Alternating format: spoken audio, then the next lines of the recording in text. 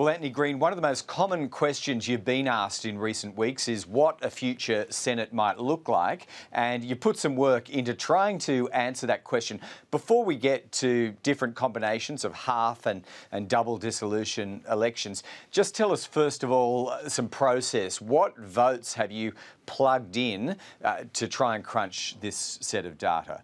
What I've done is looked at the long-term trends in each of the states. What have the parties tended to get in each state over the years? The various parties have different strengths and weaknesses from state to state. It's not so much, the polls are indicating that the government's vote is down a little bit earlier in the year. You can look at the quarterly news polls, but the key thing that's driving the problems the government has, if it calls a double dissolution, is the mathematics of the quota, that instead of 1/7 of the vote, or 14.3% being the quota becomes 7.7%. And there are some peculiarities around how that impacts on the ability of a government to win 6 of 12 seats at a double dissolution. Okay, yeah, so that for the major parties is the ultimate prize, I suppose. Up to half is probably all that's achievable in a double dissolution election based on historical trends. So what are you finding that the coalition Senate contingent might look like under a double dissolution? The issue is that to get 3 seats at a half Senate election, a party needs to get to 42.9. If it gets 40% of the vote, it's got 2.8 quotas, and under the electoral system will go on to win a 3rd seat. Under a double dissolution, if a party has 40% of the vote, it only has 5.2 quotas. It wins 5 seats and struggles to get a 6th. Currently, the government has 6 seats, won at 2 elections, three both times, in New South Wales, Queensland and Western Australia.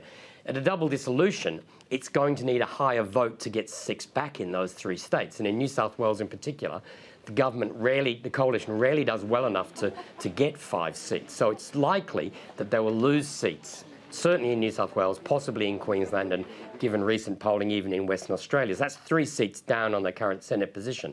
They will gain a seat in Victoria. They will gain a seat in South Australia, in Tasmania, where they currently hold only 4 after 2 bad election results. And so they will gain seats as well. But the net effect is probably, at best, 33, what they currently have, and potentially down 1.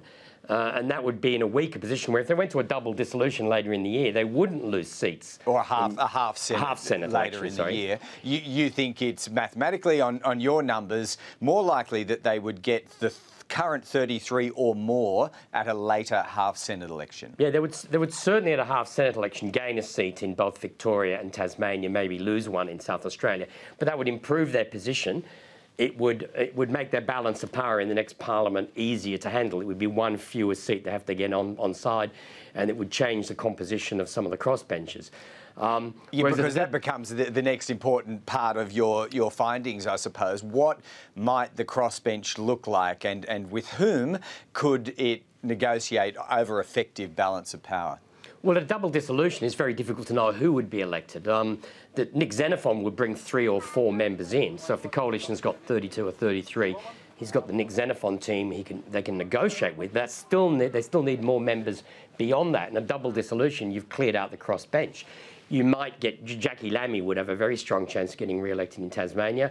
Glenn Lazarus would have a reasonable chance in Queensland, though it does depend how many micro-parties stand. But then you've got other people who've polled well in the past. You've had Family First in South Australia, where Bob Day's running, though the Nick Xenophon factor makes that tough. You would have someone like Darren Hinch on the ballot paper in Victoria would attract attention. Pauline Hanson has easily polled 4% in the past in Queensland on her own, and she's running for One Nation again. So there's a whole series of crossbenches you can get 3 or 4% and have a chance of getting in, but we wouldn't know at a double dissolution election until we actually hold it. Sure, but you are able to put in another block of votes. That's the Greens, and they might represent a balance of power, a voting block for a government as well. What are you suggesting historically they might expect under a double dissolution? They currently have 10. They would, I would suspect, get their 2 back in Tasmania, Victoria and Western Australia. They'd re-elect their senators in Queensland and New South Wales. They've got 2 seats in South Australia. Their chances of winning more than 1 are very poor. So at a double dissolution, it's likely the Greens would go from 10 to 9. At a double dissolution, at a half Senate election, they might get the same result later in the year. Whereas the Labor Party would gain seats at a double dissolution. They would probably go backwards or about the same at a half Senate election. So the mathematics of this quota makes the double dissolution, when you actually sit down, plug the numbers in, it's not nearly as attractive for the long-term processes of the government. It might be good in the short term for joint sittings, for getting in before the polls get any worse. But in terms of trying to govern for another 3 years, a double dissolution doesn't look that great an option when you look at the Senate numbers. All right, and just briefly, you did mention the Labor Party there. They're coming off a low base, and I think your figures suggest the only way is up for them, particularly under the double dissolution option. Yeah, I mean, there were 36 Senate seats up for grabs last time. Labor won 10. They only got 1 seat in Western Australia and South Australia. The reform of the electoral system, it would be the Labor Party one of the great gainers, if you look at the last election results under the new electoral system. But they will be left competing in every state for their 3rd seat against the Greens, and that will make life more difficult for them in the long term. But in terms of a double dissolution, they would definitely make gains on their current numbers.